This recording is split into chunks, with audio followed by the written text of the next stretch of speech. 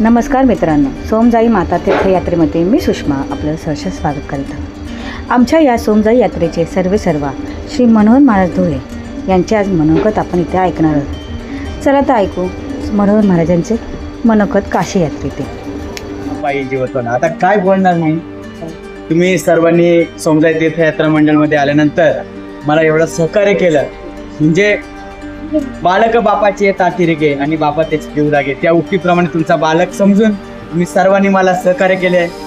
मला खरोखर बोलण्यासारखं काही नाही। तुमचं एवढं प्रेम आणि एवढा त्रास होऊन सुद्धा मला कोणीही काही बोललं नाही, याच्यात मला खूप आनंद झाला।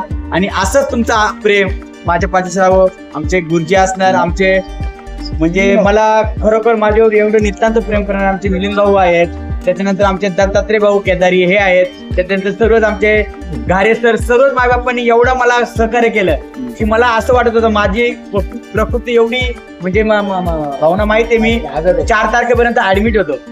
माझी पण येण्याची म्हणजे माझा पायाचा खूप प्रॉब्लेम असल्यामुळे मी येणार पण नव्हतो, पण मला माहिती आहे कुंभमेळ्याचं वातावरण आहे, त्या वातावरणामध्ये खूप गर्दी असणार आहे।